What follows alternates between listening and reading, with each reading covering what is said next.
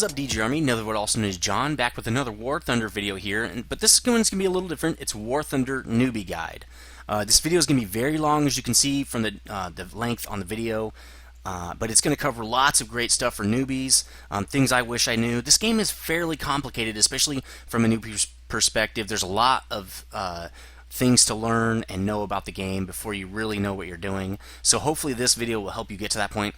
Now, you should turn on annotations because I have annotations linking to different parts of the video to make it easier to navigate over different areas. That way, if you forget something, you can just come back to this video and you can watch get to that right to that point that you want and start watching it on that section.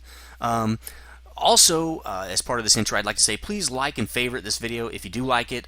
If it is helpful, share it with your friends that are new. That helps me out a lot because this kind of video takes a lot of time to prepare. I've already spent probably 2 hours just planning out what I want to talk about, so I'd really appreciate that.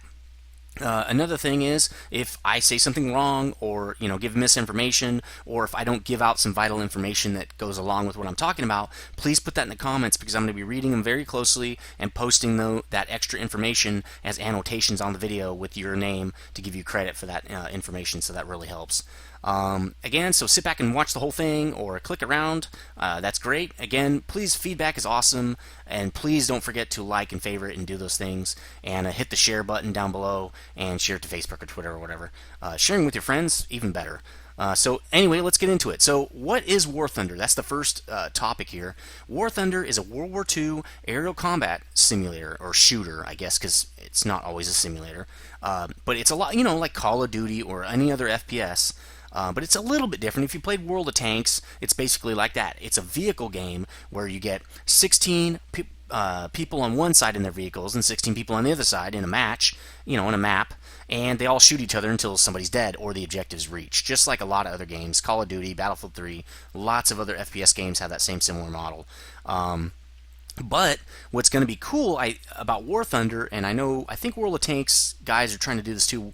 I'm not sure. Anyway, they're in competition for this, but War Thunder, hopefully in 2013, will be adding also ship combat and ground forces combat, ground vehicles to be specific. I don't think they have plans to put any infantry in, but in 2013, apparently, we will be able to play in battles with planes, ships, and land vehicles, which means tanks, half-tracks, those kind of things, artillery pieces. That is going to be awesome, and I cannot wait for that. This game is already awesome with just planes in it. It's going to be insanely awesome when ships and ground units are in. Ships and ground units are already in. They're controlled by AI right now, but you can bomb them and you can shoot them and all those sorts of things. They're already part of the battle. So really hope they get that in 2013. Very ambitious. I'm not sure if they're going to be able to do it, but whatever. There are 3 battle types in this game so far. There's arcade, which is the game kind of helps you try to fly your plane, because flight is actually very, very advanced thing. Lift, drag, and there's a lot of complicated physics involved with flight.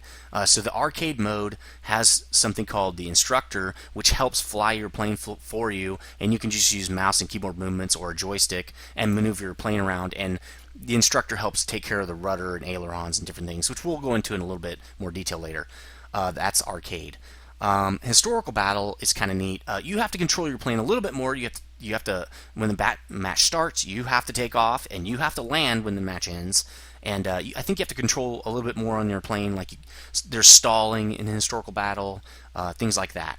Also in historical battle, it's like Germany versus Soviet Union. So everybody on one side is flying German planes, and everybody on the other side is flying Soviet planes. So that's a really cool dynamic that I really wanted to see in World of Tanks. If you're coming from there, if you're not, if you've never heard of it, that's fine. Check out my channel if you want to know more about that. It's Tank Simulator. But that is really neat that they put that in the game. Not as something us players can set up, but it's actually a part of the game, and you actually fight over historical parts of World War II. Historical battles, you fight in them. It's a really neat thing. Definitely not really for newbies. If you're brand new, just stick to arcade for a while till you get used to the game. The last battle type is full realistic, and this is where it's more like a simulator. You control the ailerons, you control your elevator, everything about your plane pretty much is controlled by you and flown by you. So it's much more difficult. But when you get more advanced, it's going to be that extra challenge you need when arcade might be getting boring. I'm not sure. So those are the three battle types. I wanted to get all that out before we even talk about the launcher. So next up, we're going to be talking about the launcher, and you're looking at it right here.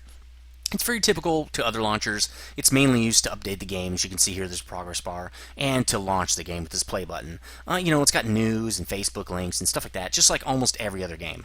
It also has, you can choose your language up here. And here's a kind of a different thing about this launcher that's not like other games. This is where you control all the graphic settings. You do not control them in-game. You cannot change your graphic settings once you launch the game. So, you pick your resolution, window mode, VSync, things like that. Some quick graphic clicks here, or you can open up the custom menu and kind of select to your heart's desire what kind of options you want to get the best FPS you can out of the game. And you can just Google other videos on how to get the best graphics and what are the best graphic options and stuff. That's really outside of the scope of this video. So also what to know is in this graphic area, seed after download. War Thunder will try to seed their game download through your client, just like they're going to torrent it through your client. If you don't like that, it's checked by default to actually allow them to do that. If you don't like it, uncheck it and click X out of it. And here's also where you turn off sound. I don't think you can do that actually in the game. I do think there are other sound options in the game, but here's the main options here for sound. So that's the launcher. Let's get into the game. Let's launch the game itself. So obviously you're going to need an account with Gaijin. That's the game developers for this game. So if you don't have one, just hit sign up. Right here is the link. It'll take you right to the website. You can create an account, which is just standard email and password and things like that. Once you have that, you can actually log into the game. Just put your email and password, and bam, log in. So I'm going to do that now, and I'll meet you in game. We'll go to the next section, which is the garage. Okay, so here we are in the hangar now, and I'm just going to talk about the UI of the hangar first, because there's lots of information in here, and when I first got in here, even though I played World of Tanks a lot, I was like, WTF, man, I don't even understand what the hell's going on. The leveling system's slightly different, things are slightly different, which I like. I don't want the exact same game, but again, it meant that I didn't know what I was dealing with when I first got in. So we're going to talk about the UI real quick. We're going to start at the bottom here. This is where all your planes are. Obviously, we're in a hangar here, just like you would. World of Tanks is the same way. You start off in a garage. This is the hangar. So this is the current nation I've selected, US. So you can see these are US planes.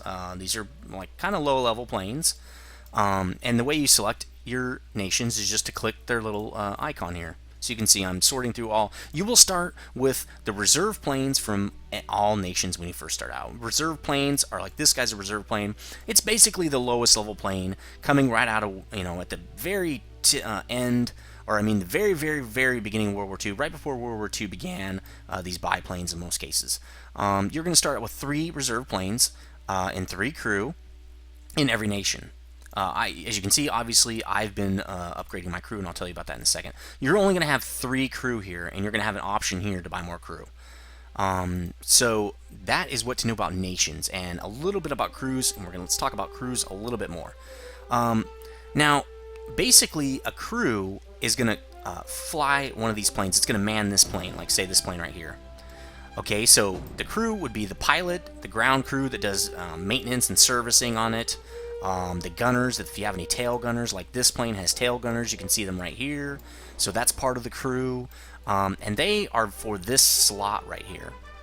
If you play World of Tanks, this will be a slightly different thing, because the crew doesn't have to stay with this tank, okay? I can switch out my plane right here to any other plane. As you can see, these are the planes my crew, these orange ones are the planes my crew is trained on. But I can train them on this plane if I want for 100 silver, and then they can fly, that crew can fly that plane. Now, again, the difference is your crew, when you rank them up in skills, and we'll talk about skills in a little bit, they keep those skills for all planes. It's not different just because you hop in a different plane. So that's the kind of neat thing, is you never have to retrain your crew. The only thing you ever have to do is possibly train them on a new plane. Like I haven't trained this plane yet, XP-38G. So if I wanted to allow this crew to be able to fly and work on this plane, I would have to pay 70,000 silver, and we'll talk about silver in a little bit. That's the in-game currency. So basically, the reason you might want more than just 3 crew slots is because in arcade mode of the game, arcade battle, you get to fly each crew member or each plane that you have in that nation in the battle. So let's say for a battle I picked the US, and I picked battle and I went into a battle. I would have all 5 of these planes available to me when I started. Unlike other games, you don't just get knocked out once and you're out. Like World of Tanks, you get one tank, that's it. In this game, can get shot down on this plane, then choose this one and go right back into battle, get shot down on that one, pick another plane until I run out of planes. Once you run out of planes, you're out of the battle. So you can unlock, I don't even know how many slots you can unlock, but I do know that the fourth crew is 10,000 silver as of this video. The fifth slot is 50,000.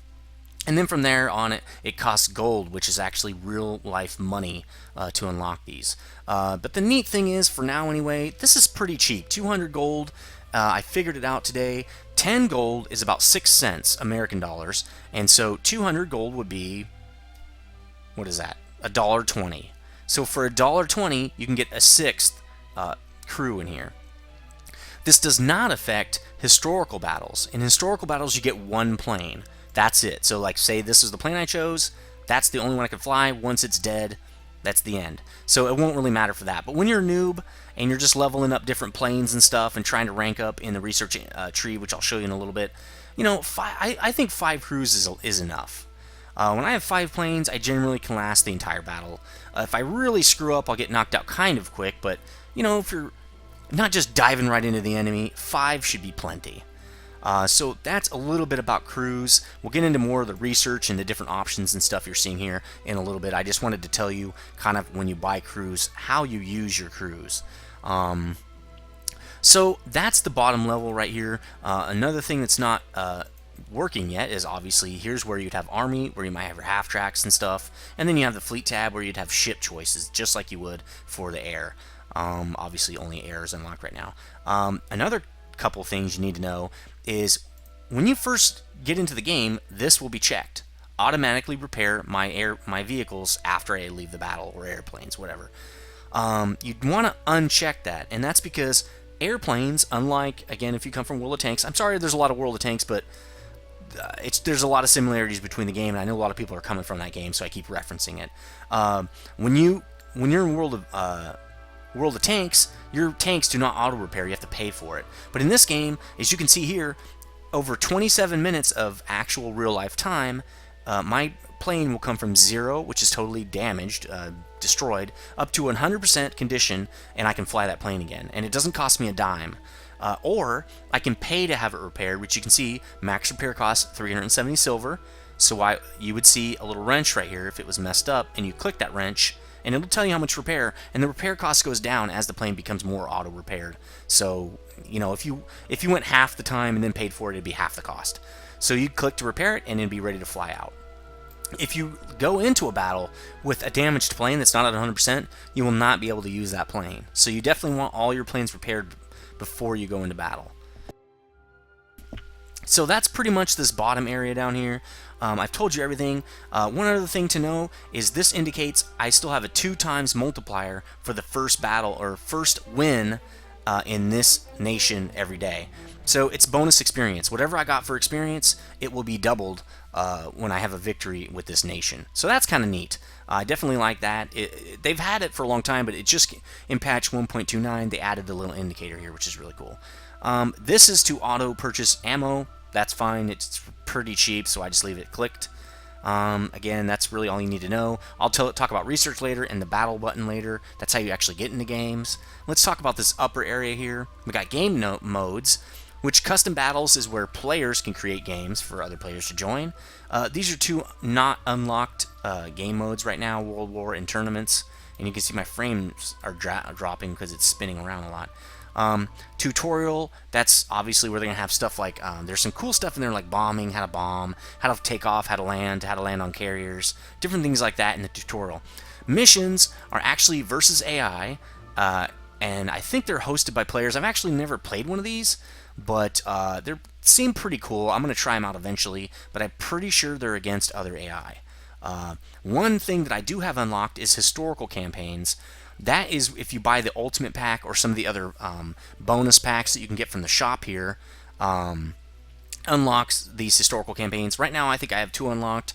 I think it's Pacific and Atlantic. I'm not really sure exactly what they are. I haven't started using them. But those are single-player modes where you fight AI, and it kind of goes through battles and talks about the history and stuff of World War II. It's pretty neat stuff. And I got that, it's really, I don't even think I have a section on this, but I really like the way they're setting up their pay system here in this game, where I spent a lot of money to unlock the Ultimate Pack. It was $80, which is a lot of money, but I got 2 historical campaigns, so I got single-player game stuff, as well as like 6 gold planes that help me out with credits and stuff, and I'll talk to you about it in a little bit, 10,000 gold, and then 2 months of premium account. So I got a lot of money, a lot of stuff for that. I hope they keep it that way. I think the price points are great for this game. If you played World of Tanks, that would be, you'll understand. So that's that little thing here. Menu, there's game options where you can just kind of set your interface and gun targeting distance, which is where your guns converge, and I will talk about that probably in the battle when we get into a battle. There's all sorts of different stuff around here. Units of measurement, and in case you're American and you want miles per hour, I would imagine. I'm just using, I'm just using kilometers per hour because that's what everybody talks about. Mouse aim mode only. You can say, no, I don't know. Just different things in here. Interface, different options in here. Show indicators, show leading, stuff like that. Here's where you have different things for sound, where you can turn off different parts of the sound. So it looks like you can turn the volume all the way off here. That's kind of nice. And I wonder if you can do a female pilot voice. That's kind of cool. You can change your pilot voice.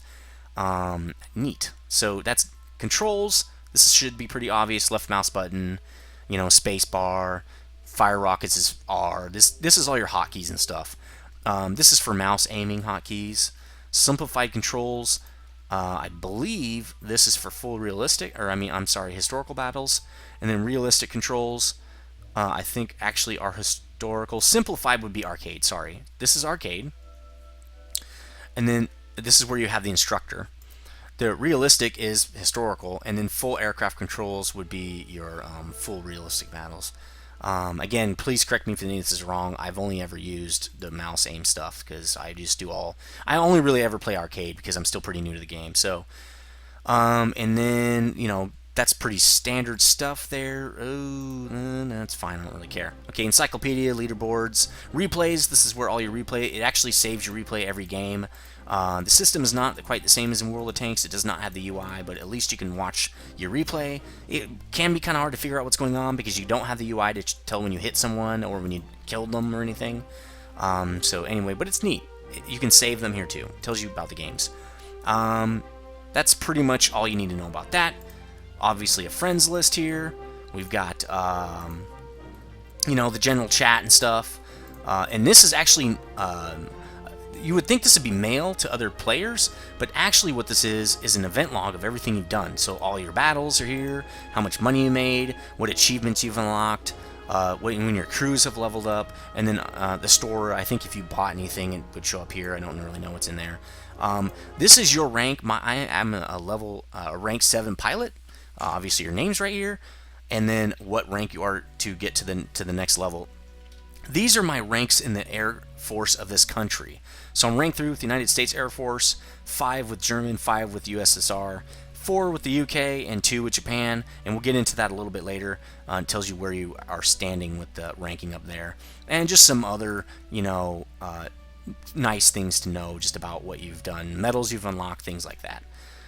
Pretty simple stuff there that you've seen probably in lots of other games. This is my current amount of in-game currency, almost 500,000, and you can buy some for gold, which is pretty standard for these kind of games. I remember 10 gold is about 6 cents, so this is about 18 cents for 11,000. So it's not that much really; it's pretty cheap. This is obviously your in-game gold. This is what you buy with real money, and currently $3 gets you 500. That's the one I use to calculate the 10. Is 6 cents, but you can save a little bit more if you buy more. Again, I would suggest you buy a package. This is how much premium you have left, and then obviously the shop where you can buy stuff and convert your XP. You can also, every match you get XP that you gain during the match that you can actually convert and use for any other nation. So you can do that if you want. I've actually never done it, but you could. So here's how much it costs, and I'm converting. I have 1 million free XP that I can convert and use to a different nation. So I would imagine you can just do that and select what nation you want. And it tells you where you'll be after you're done. So I could skip from 5 to 8. I don't think you should do this. Not in the early levels. You should probably rank up slowly and figure out the planes and how they fly and how to play the game. Don't just rank straight to 10 and jump in a rank 10 fighter and try to jump in. You're going to die horribly. Even if you might have been able to do that with World of Tanks, this game is much more difficult, and so that is a bad idea. Rank up slowly in at least one nation until you are comfortable, and then you can maybe rank up fast with gold. I don't really know. I'm not doing it. It's more fun to not do it, I think. So that's the Hangar. It's pretty much everything I wanted to talk about. Now we're going to talk about crew. So I already told you how the crews work in a match. 1 plane per crew. If you get the doubler on planes, and I'll tell you that in a minute, how you do that in a minute, you can actually fly that plane out twice, and I'll talk about how to do that in a minute. But now we're going to talk about training your crew. When you first get a crew, and let's see if I actually have any untrained. I don't think I do. Yeah, here we go. This crew is new. They have no ranks in anything. You'll always start out with 1 experienced gunner, but that's it. Everything else is zeroed out, okay? As you fly in matches, and like I fly this plane, the crew that I'm using gets experience points. You can see it here, crew XP, okay? They level up by those points. And so what you can do is spend them in these areas to train up your crew how you see fit. Now I'm going to really quick go over a little bit of training here, and we'll talk about the different things right here very quickly. This is all for pilots, so this is the guy actually in the plane, flying the plane. Keen vision is basically affects the visual range in the direction you're looking, and maximum distance at which you can detect the enemy. So that's a great thing to rank up. Visibility is the range around the aircraft that you can spot enemies. Because not only will you not see enemies on the radar, but you won't see them. You won't see their name tag in the game. Like if a guy's coming in from the sun, you can't spot him. It really reduces your visibility range on that guy. This will help you spot planes at further distances, which is very crucial to survivability and being able to pick your targets. G tolerance. If you take a really hard banking turn, if you don't have any G tolerance, your pilot will actually start to pass out. In arcade, you can't pass out, but your vision becomes almost nil. You have it like blacks out your screen. In historical and full, you can pass out and crash.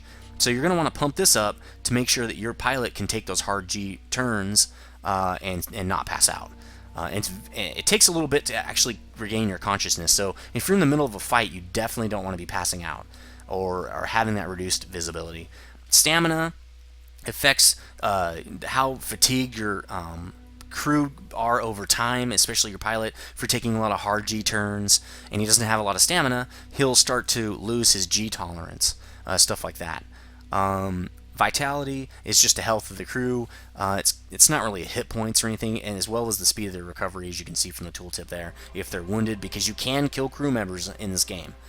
The gunner tab is really only for planes that have those tail gunners that I showed you on the other plane. If you have fighters or any plane that does not have a turret, and this is how you see if it's got a turret, other than just looking at the plane. Let's go back to that American one real quick. If you look at the you can see at the bottom there, at the very bottom of this information, turret times 1 with a certain kind of gun, turret times 3, certain kind of gun. That means this has 4 turrets. You need 4 gunners to fly this correctly. Okay, you can do it with less gunners, and all your guns will fire, but they will fire at much reduced accuracy and things like that. So that's where you're going to want to do that crew. And let's go back to the Japanese because I want a non-trained crew here. So this is the number of experienced gunners. This is going to spread out. Like if you have a 2 here, and in the Catalina that I just showed you, you have 4 gunners, right? It's going to spread out all these other skills to all the gunners, so they'll be half as good. So if you have 10 in fire accuracy, all your gunners will have 5. So you definitely want to have, and this is a very expensive skill, you want to have the number of experienced gunners equal to what your plane needs. So let's go over these very quickly. Fire accuracy is the chance that your gunners can hit the other plane. Fire precision is whether they can damage them if they shoot in the right spots. G tolerance, which we already talked about like a pilot, affects if they pass out on a hard G turn, and their accuracy on a hard G turn. Stamina we did talk about. Taking a lot of G's can stay in the game. Fatality is health and how fast they recover. So next up is ground service. This is going to be required on every plane. We got repair speed here. That's how fast your plane is repaired after it's taken out of a battle. Now, you're not going to care much about this at the lower ranks, but as you rank up your planes and get to the higher levels, your planes are going to take longer and longer and longer to repair automatically. So this skill is going to help a lot with that. And remember, if you have to play the full repair cost, it might be kind of pricey, but if you only do half, it's half as much. It's a much better option. So that is going to govern how fast your auto repair goes on your plane. Repair rank, this is the maximum rank of plane, and we'll talk about that in a minute, what ranks the planes are. But so you can see here, this is a rank 1 plane, this is a rank 2 plane, this is the maximum rank that they can repair. Reserve planes can be repaired no matter what, it doesn't really matter. So this only matters once you start getting rank 1 and 2 and above planes. Reload speed is how fast your crew reloads the guns. Now, if you're in arcade, you reload in the air. It takes a certain amount of time. For cannons, it might take 30 seconds. Well, the more you have in reload speed, the faster that your weapons reload. And it's very crucial, especially in arcade, to reload as fast as you can. If you're in historical battle, or if you're in full realistic battle, you have to actually land every time you run out of ammo and at the strip and your crew comes out. Well, you don't see them come out, but they come out and reload your guns. So this is going to affect the speed at which they reload. Healing speed is if somebody gets hurt or wounded or whatever, how fast do they heal up in the hangar, which is a lot like repair speed for your plane, except it's for crew. I usually keep these about even, the healing and repair speed, and they're pretty cheap skills. You'll see, I'll rank this crew up in a little bit here. Qualification, basically once you max these out, the qualification, as you can see, this crew is qualified basic to fly this reserve plane. It's the only plane they know how to fly. Once they get to crew level 100, so as you add points in these trees here, or these skills, your crew level will increase. Once they get to 100, which actually doesn't take that long, this will unlock and you'll be able to train your crew into expert status with that plane, and it's specific to that plane, and it costs a certain amount of in-game credits for expert level. That will add plus 30 to a lot of skills. So if you're at 50, it'll add 30, and you'll have 80 skill in keen vision, which is a huge bump. It's tremendous.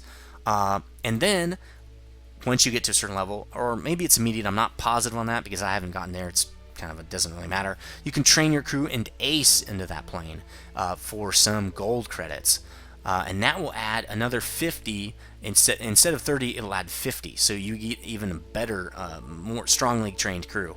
It really counts a lot in the higher levels. You want as best plane as you can bring to the battlefield, right? So I don't train my crew in everything, just the planes I'm going to have for a while.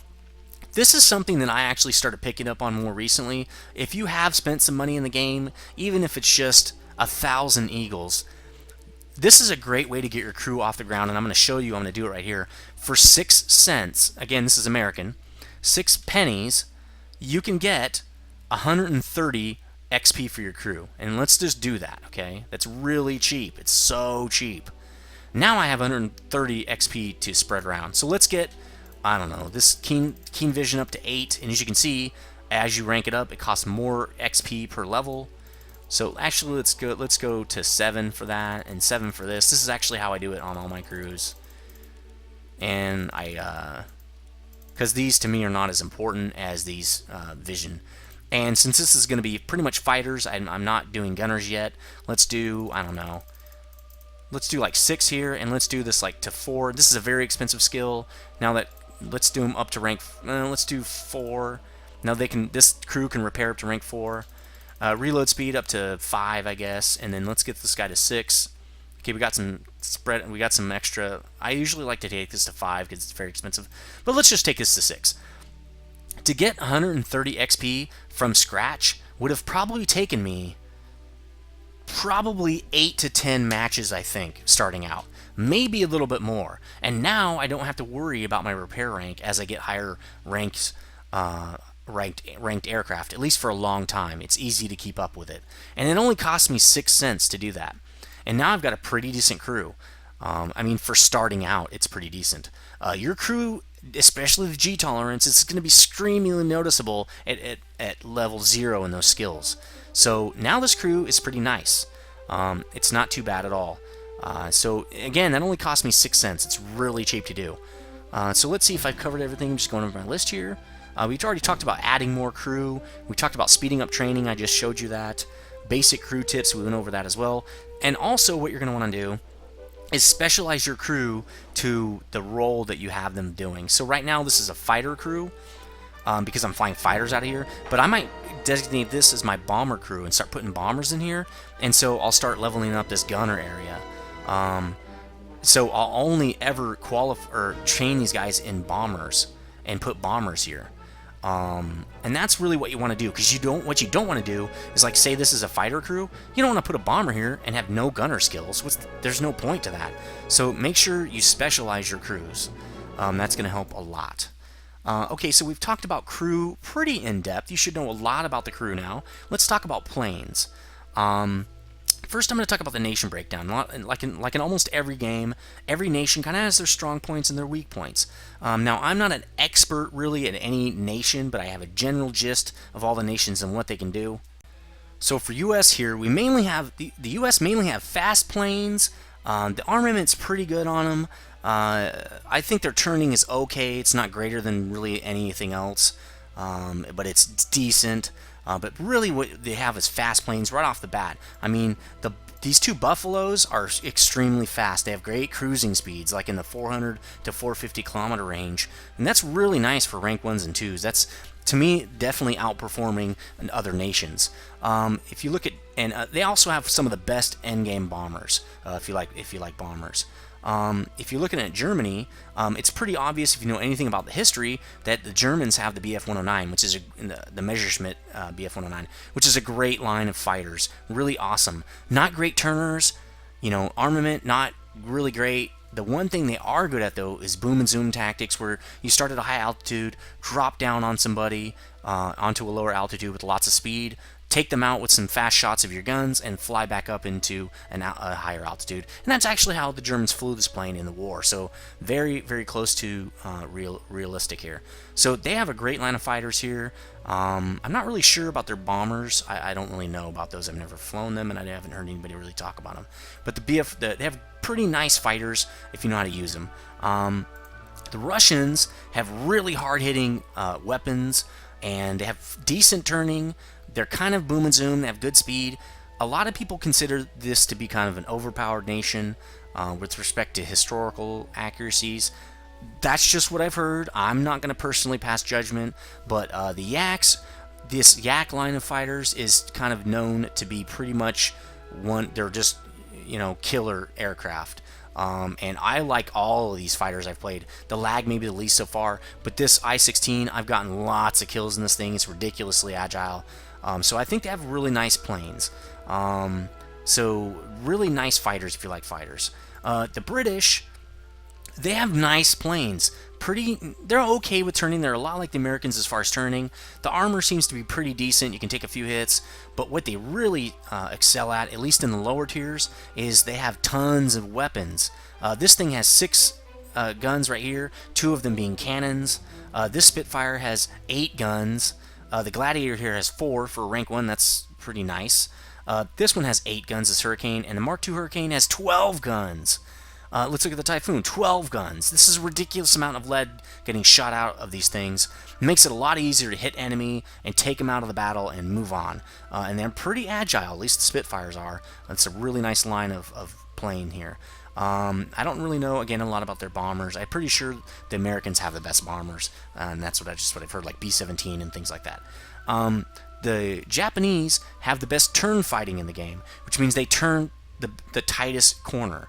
And we're going to talk about the different styles of battle and attack and tactics and stuff later in the game. So just remember, these guys are turn fighters. I'll mention that later. They have great turn speed. The A5M4 is an absolute killer plane. It only has 2 guns, but I can turn on anybody's 6, the 6 being behind them, really quickly in the game. It's a very agile fighter, in close and personal. Great dog fighter. A lot of these are great dog fighters. The Zero is amazing. I actually don't have it yet, so I don't know. I don't even know where it is, to be honest. I haven't looked that far. But these are great turn fighting type planes.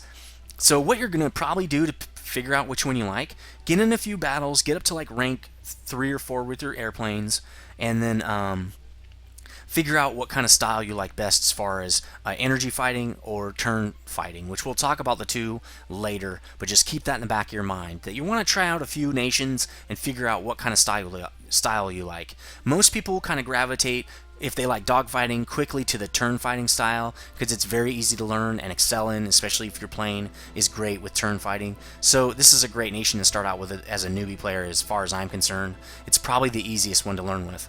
Once you get more used to the game and it feels more comfortable to you, I would then probably start on the stuff that I think is a little bit tougher. The Germans, I think, are fairly difficult to play because they're not great turners, and if they get low and slow, low speed, low altitude, they can get taken out kind of easily. So it's kind of up to you. Figure out what you like to play. So that is the basic nation breakdown. Now we're going to talk about some important stats on aircraft. Right now in the beta, a lot of the stats on the planes are not historic or not finished. So you can't look at everything like max altitude, turn times, and all that stuff. Just ignore those numbers for now because they could change, or in-game, they're not even the same as the stats you're seeing right here if you're playing this in the beta. The couple things I think you should look at, personally, are how many guns does it have and what kind. As you can see, this plane has 4 machine guns at 12.7 millimeter. Pretty nice ammunition, right? Armament here. And then you want to look at 1 second burst mass, as you can see, which is 1 up from what kind of guns it has. This has almost a 2 kilogram per second burst mass. Now, if you look at this other plane here, this has a little bit more. So its guns are going to hit a little bit harder because it's getting the ammo out a little bit faster. If we let's look at another one, a little bit higher ranked one, like the Yak I just unlocked on the Russians here. The Yak is putting out 2.7 kilograms per second. One of the German fighters, I think, is putting out like 12. It's one of these BFs. Yeah, here we go, 12 kilograms per second. It's ridiculous. Burst mass basically is how much damage you're going to do per shot that hits. In this case, a lot, okay? Assuming all these bullets hit, that's going to be my guess, is that all these bullets hit, and that's how you get that kind of kilograms per second damage. So you can see this guy can take a target out with some well-placed hits fairly quickly. With a lower kilograms per second, you're going to have to stay on the target longer or pick out weak spots and things like that, which we'll talk about a little bit later. But that's one of the stats that I look at. You're also going to want to look at if it has turrets, obviously. That's going to be a big deal. And you can see that, like I've already shown you, at the bottom there, just like you'd see guns, this has turrets. Their armament in the front of bombers, so I'm not really sure why it's not showing that. It's also showing the bombs, which is nice. And let's see if we can even see the armament up front. It must be this turret here, which I think the pilot has control over anyway. So that would be the turret up front. So technically this guy, I think, only needs 3 good gunners. So just bear that in mind, that the first turret looks like is in the front. Again, I don't fly a lot of bombers. Please correct me if that's wrong in the comments because I need a little bit of help with bombers. So those are the few things I look at. It's not telling you the burst mass, which you're just going to have to look at the gun diameters and then how much ammo. A lot of times the amount of ammo it holds will tell you how fast it fires, I've found. Again, if any of this is wrong, please tell me. Another good thing to look at is the reward.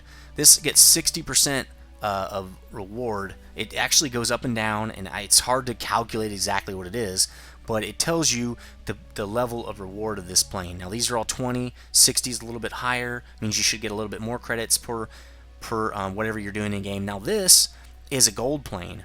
As you can see by the designator right here, and all gold planes are on the right here in the research queue, which we'll talk about in a little bit.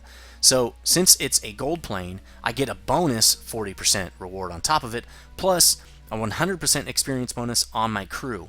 So it's a great way to level up your crew, which I haven't really talked about gold planes, but we might as well talk about them a little bit here, is I can just have that guy in my lineup, and while I'm not flying my other plane, like maybe my really nice plane because it's out for repairs, I can just take this gold plane in and train my crew while my other plane is being repaired. So that's a great reason to have gold planes, and you can see there's the experience bonus. So that's pretty much all I look at for a fighter as far as stats, because the other stats, again, they might be semi-reliable, but for now things are in such flux I just wouldn't even look at it. So also, I guess the repair cost and time to repair might be another thing you're looking at. as far as stats, but I think it's pretty much similar to other like ranks. It does fluctuate quite a bit. I think it's depending on how well that plane happens to be doing in the game currently, and again, that could be totally, you know what, just ignore that fact because that is too advanced, you don't even care. Reserves, again, look, max repair cost free. So that's really all you need to know about planes. Again, if you have more information, please let me know. So we're also going to talk about next up is gear. Every plane has a certain amount of gear, as you can see here, weapons. I'm going to click that bad boy. Here are all the different options for this plane. It's going to start out with just the basic standard stock guns, but you're going to have different modifications you can make to the plane. Let's look at one that I have fully unlocked. I've been flying this B0, HE-112B0 for quite a long time and I have everything unlocked. So as you gain experience in this plane, this is how much experience I have in this specific plane, you're going to unlock these different loadout options for this plane. So what I've unlocked so far, if you look at shell rack, these are different ammunition loadouts that I can use on this plane. The first set here is for that smaller caliber gun here, the 7.92 millimeter, and it's just telling you can, if you mouse over it, it'll tell you what kind of bullets you're going to have linked together. So first we have APT, armor piercing tracer, followed up that with an armor piercing bullet, following that with a high explosive bullet, and then last an armor piercing incendiary. So every 4 bullets when you're firing are going to have this exact combination. So the tracer is going to go off, that you're going to see a line shoot out to show you where you're firing, and then armor piercing, I've heard, is for more armored targets, and even some ground stuff like, you know, half tracks and stuff like that, or tanks. HE, I've heard, is primarily for damaging planes because it's high explosive. And then armor piercing incendiary means it will catch fire on things. Really nice if you're trying to hit somebody's engine to catch their engine on fire. So that's the standard loadout omni-purpose. Now, this is more armor piercing. This is where everything is armor piercing tracer. And this loadout is armor piercing 3 armor piercing and then HE, and probably a little bit better, I think, for hitting planes. That's why I picked it. But also there are no tracers with this gun. It can be harder to hit people because it doesn't have a tracer. Now, you're thinking, why would you not want a tracer? Because it makes it hard to hit your enemy. Well, especially if you're boom and zooming, you're dropping in on a guy and trying to not let him know you're there. You open up fire, he might not even know you're there until you hit him. But if you have tracers and he sees tracers fly by, he starts maneuvering, doing defensive maneuvers because he knows somebody's shooting at him. So these stealth racks are for that. They don't have any tracers. So you can see this is for the 20 mil cannon, incendiary tracer, high explosive incendiary tracer, high explosive incendiary tracer, and then API. That's a pretty good loadout. It's actually not too bad, I think, for attacking aircraft. And then you could just kind of look down for air targets, to HEIT, and then API IT. Pretty nice. I don't know if I'd want that or this, to be honest. I guess because it's armor piercing. That's nice. But I like the HEITs. High explosive and set the target on fire. This has tracer. It's just all tracer shells. I don't know why you might want that. Maybe in a night battle, because they do have different weather conditions. But that could be kind of neat, especially if you're kind of new. Stealth attack, again, no tracers, but also no high explosive. So remember, no high explosive in that. Modifications, these are just upgrades to your plane. There's never a downside or a choice here. Once you unlock a certain amount of XP, install the new engine. It just makes your engine has more power, you have more climbing speed, and a better acceleration, stuff like that. Air resistance, this is going to reduce the drag on your aircraft. For like if you're diving, you're going to pick up speed quicker, you're going to accelerate faster, things like that. Talisman. Now this is going to double the XP that this aircraft receives. I wouldn't buy this at the lower level just because it's not worth it. You're going to get out of this plane fairly quick. If it's a plane you really love and you're trying to unlock everything, especially for bombers, because bombers unlock bombs in these areas that are very vital. We'll talk about those in a sec. You might want to get the Talisman for a bomber. I know a lot of people do that. Backup plane. I was just talking about this. I understand now. I'm so glad I did that. So backup plane is like a consumable. You can only use the backup plane one time. I bought backup plane for this thing, and I used it in a battle, and now it's gone, and I have to buy it again. So that's a 12-cent purchase. It's not that big of a deal, but if you're trying to really XP grind this plane, you might want to buy the backup plane and, you know, use it twice in a battle, or if it's really powerful or something like that. So that is loadouts for your plane, and let's look at the bomber real quick. It's going to be slightly different. As you can see here, we've got different types of bombs here. 1,000-pound bomb, 500-pound bomb. Here's a torpedo that's for taking down ships. And these different kinds of bombs do matter. As you can see, these are 100-pound bombs. So there's going to be a lot of difference between a 100-pound bomb and a 500-pound bomb as far as what you can destroy with that bomb. And we'll talk about that in a little bit when I talk about basic bomber stuff. But you're going to want to unlock these fairly quickly. They matter a lot. Whereas the different types of ammo, while they're nice to have on a fighter, it's not going to make or break the fighter as far as I'm concerned. Having access to 500 and 1,000-pound bombs is going to change what your bomber's doing completely. You're going to be able to go after different kinds of targets. And this is just pretty much the same. You know, unlock engine, air resistance, different pylons for your bombs, and then a talisman, which, oh, this one you actually need 44,000 experience to even unlock the talisman. That's interesting. I've never seen that on a plane. Usually you can unlock it right away. And again, backup plane. So that's the difference with bombers right there. And so I think I've talked about everything I want to talk about with planes, except for the rank. And rank, currently planes only go up to rank 20. That's like very, very end of World War II jets, early Korea jets, stuff like that.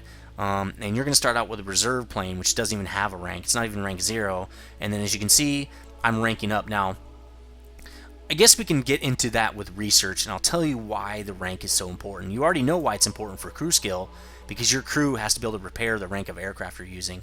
And obviously, it's going to affect matchmaking and all sorts of stuff that we're going to talk about in a little bit. So just remember about the rank is right here on the aircraft, what rank it is. So that's pretty much all there is about planes. Let's talk about research. Okay, now it's time to talk about research. We've gone over tons of information on crews and skills and planes and all sorts of other things. But now, let's talk about, okay, I've flown my reserve planes and I've ranked up to, let's just say you ranked up to, because you're going to start at 0 rank in all these air forces, which means you can only fly reserve and rank 0 planes, and the rank 0 planes do exist. I think Germany has some. No, maybe it is Russia that has the. No, I think it's American. Yeah, here's a rank 0. You can fly that immediately. You don't even have to rank up. But let's say you've flown a little while, you built up some XP, and you've ranked up to 1. And so you say, okay, John, I want to buy new aircraft. I'm tired of these reserve planes. So now you'll see unlocked, if you're Air Force rank 1, you can fly anything rank 1 or below, any plane. You don't have to unlock the planes, you know, fly this plane, get all the XP, unlock this plane, and go down the line. Every time you fly out, you get XP toward the whole tree, which is really nice. I really love that. The only place that doesn't count is over here for gold planes. You can fly those whenever. As you can see, I can fly this rank 9. It's not even a big deal. No problems at all. But that's just gold planes. That does not apply to these other planes. So the only other thing you need to know for can I fly that plane is in order to get this plane, let's say I had rank 11, I have to purchase all the previous planes before it. Okay? And they're generally not that expensive, but they get expensive as you get ranked up here. As you can see, you know, $1 million for this guy, another $1 million here. So that could slow you down a little bit. So you do have to buy all the planes. Once you buy a plane, you can't sell the plane. You can never make any money back off that plane, but it's always available to you in this list of stuff here, in your list of planes that you've bought for this nation. So that's kind of neat. I like that. You can always go back and fly a bunch of low ranks if you want. You don't have to repurchase them. If, say, you're rank 12 and your friend comes into the game and wants to play, you know, with you, you can just rank down to rank 4 or something or less with all your planes here, and you can matchmake with him and, you know, get into a group with him and stuff and get into the game. And that pretty much covers ranking. So now let's talk about, okay, you do want to buy, you want to get this rank 1 plane, because now you're rank 1 with the Soviets, and you want to get this plane. So, Nether, how do you get it? Well, if you click, and I can't, well, let's see, a plane I haven't bought yet. Let's say this plane.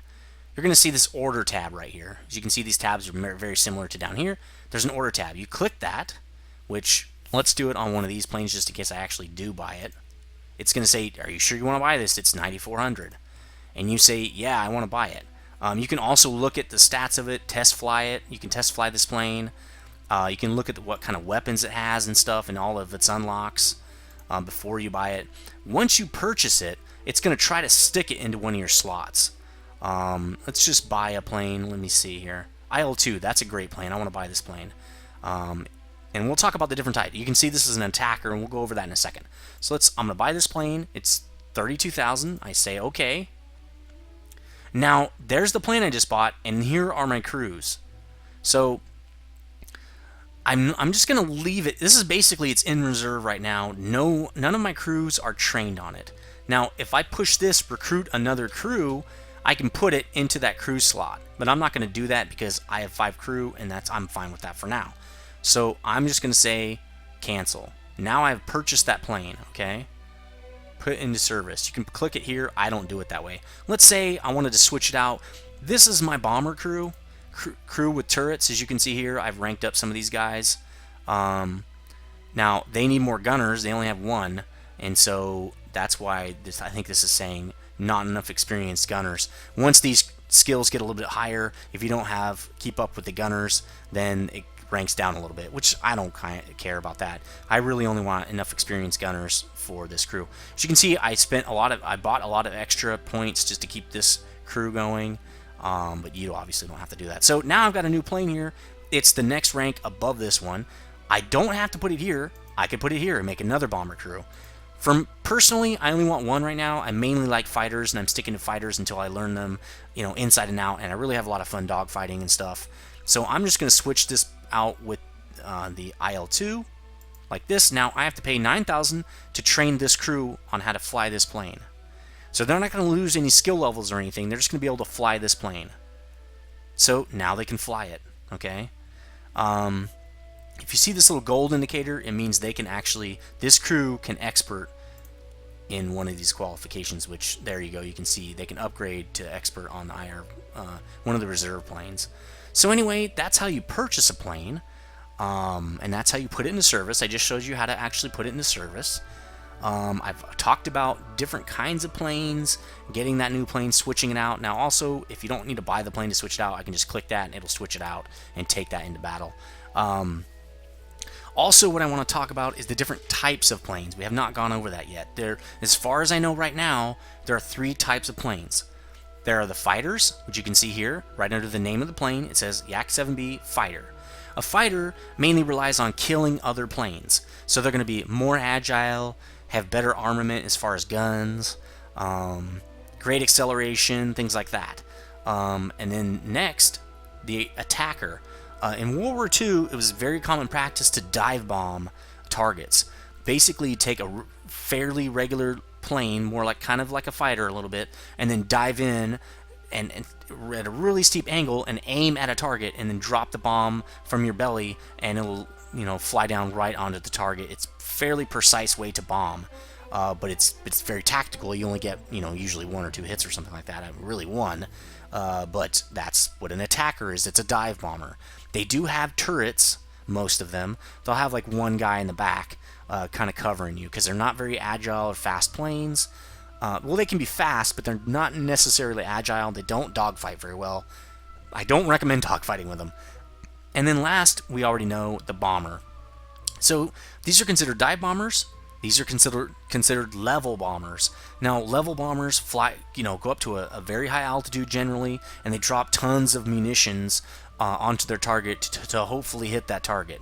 It's not very accurate most of the time. You can get really good at it, but in World War II, it was not a very accurate thing. That's why they did a lot of carpet bombing. These things had huge payloads, and so this is a bomber, and they usually have tons of turrets. So there you go. That's the 3 different styles of plane. And you can see this is a bomber line here. This just basically goes throughout history up to the next ranked bomber that came out later in the war and later and later and later. As you can see here, here's a fighter line. And they generally stick to how they progressed in the real world here. And then you get up into jets, which is the really high-ranking stuff at the end of the war here. As you can see, here's a MiG. So that's pretty much how the tree works, as well as the different types of fighters. Sometimes you'll have a fighter line turn into bombers, and I don't really know why that is historically, but it's the way it is. Like, I know Germany has that. These are Italian fighters, and you get to here, which is a fighter, and then bam, it turns into level bombers. So I don't know why that happened. It just did. So, you know, you just kind of watch out, because it's fair warning, I guess. So that's the different, all about research and how to do research. Again, please ask if you're unsure of something. The one thing I will say is the way to get these gift items. You can see right here, if you purchase the Peshka starter kit, you get this plane. It comes with the kit. I purchased the ultimate starter kit, so I got 6 planes. And you can see they all have very large reward bonuses, 100%, and the experience bonus as well. So this is a great way to get some, you know, if you do the ultimate pack, it's a great way to get a bunch of gold, a bunch of, you know, 2 months premium, 6 gold planes. I think it's a great package. You also get those single player historical battles, which I think is really cool. I haven't been able to try it yet, but it's going to be cool. One other thing I didn't talk about is these groups here. You can see these look like groups. Looks like multiple planes. It is. Click it. Look at all those planes in there. Multiple planes, okay? I don't know if you have to buy all these planes to get to the next level or not. I'm not really sure. I've never had to do that. I don't think you do, because there's a line here, and there's not a line here. But you never know. This says the previous plane must be bought. I don't know if you only have to buy one or whatever. You're going to have to figure that out. So that's pretty much everything I know about research, and everything I think you need to know about research. Let's talk about hotkeys now. We should probably talk about that in a game. We can go over them very quickly because I want to make sure I cover all of them. So get a pad and paper if you need to, but here we go. The G key is for gear. This is to bring your landing gear up and down. This is to land your aircraft in battle, or if you're in historical, obviously you're going to be taking off. So after you take off, you're going to push G and bring up your gear. If you don't, it's going to increase the drag on your aircraft, which means it's not going to accelerate as quickly, and it's not going to have as much lift and make it easier to climb. Flaps, which are right back here, usually right under the aircraft. You can't really see them from this angle. It's usually that piece right there behind. Let's see, let's pick a different aircraft. Maybe it's a little easier to see. You can see right here underneath the 27 here, those are flaps. They will adjust based on what kind of flying you're trying to do. You push F to activate them, and they will either go into combat. If your gear is up and you push F in arcade, they will activate combat flaps if the plane has combat flaps. What that's going to do is increase your drag. It's going to slow your aircraft down a little bit, but it's also going to artificially increase the lift of your aircraft because it's extending that wing and the curvature of that wing. So it's going to create some nice lift for you for turning and staying afloat in the slower speeds. You're obviously not going to want to have combat flaps out when you're trying to climb or when you're just flying around, because it's going to increase your drag. You don't want that. It's going to slow your aircraft down. If you push G and bring out your gear, you're going to be able to push F, and then the landing flaps will come down. That's basically where the flaps are going to extend to their fullest extent. You can see this when you go when you take a flight anywhere. Is the back of their wing curves way down, and that's to provide as much lift as possible for that aircraft. When you're taking off, it's obviously so that you can take off at a slower speed and you don't crash. And when you're coming down to land, you want to be able to land at a very slow speed to make sure you don't lose control and crash the aircraft. So that's landing flaps. Control is throttle up. Push control to up or throttle on your engine. Control throttles down. Shift throttles up. C, if you hold C, you can pan the camera around in battle. It looks a lot like this, when you're just in a hangar here. When you're in battle, it'll pretty much be behind you, and then you can push C and kind of look around. You can look at like enemies and stuff like that. V, to change the view angle, you can go into cockpit mode or onto one of your tail gun or your tail and stuff like that. Y reloads your guns and bombs and rockets. H is for air brakes. Not all planes have them, but if you're doing a big dive and you want to brake, or you're trying to land really fast, you can do air brakes. B is the landing gear brake. When you actually hit the runway with your wheels, you tap B repeatedly, and it applies and releases the brakes. You don't want to, we'll show you that later when we go over landing, but that's brakes is B. Z is to zoom the camera in and out while you're in a battle. J is to eject from your plane. Typically, if you get shot down and there's a 15-second timer, you can hold down J and it becomes a 3-second timer and you can get your next aircraft. Spacebar will drop bombs or fire rockets. Left mouse button will fire your guns. Middle mouse button will lock on a target, and I'll show you what that is in battle. W is elevator down, and we'll talk about the surfaces of the aircraft very quickly here. We probably should talk about that during planes. Elevators are the back of your tail here, and they move up and down. And basically, if your elevator is up, your aircraft will go up because the wind is pushing your tail down and pushing your nose up. If your elevator is down, your plane is going to want to descend because it's going to point your nose down. So elevator up and down is W and S respectively. It's WASD control.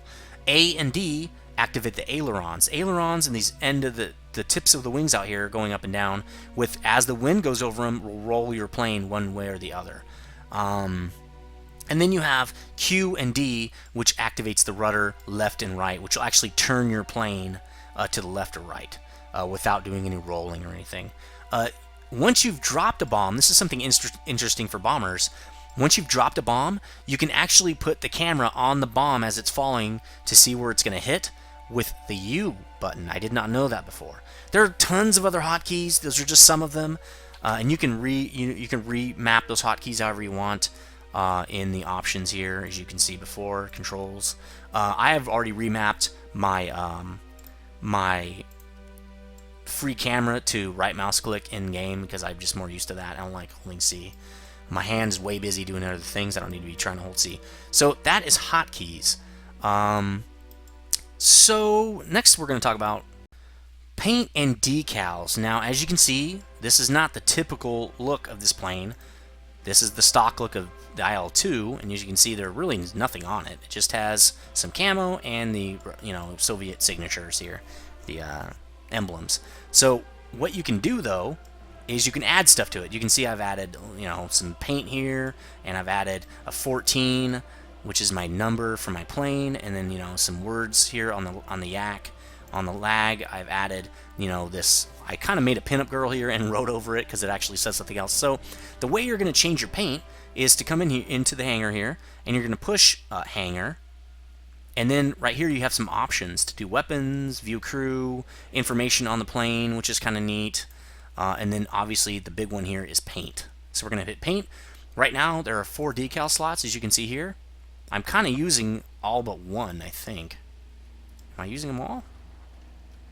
I think I'm using all but one. So I'm going to double click this. Now you can just double click again and kind of go into all these different icons and stuff you can use. There's no customization of icons or emblems or any of that, but it's really cool to be able to paint your aircraft, and everybody else in the game can see your aircraft painting.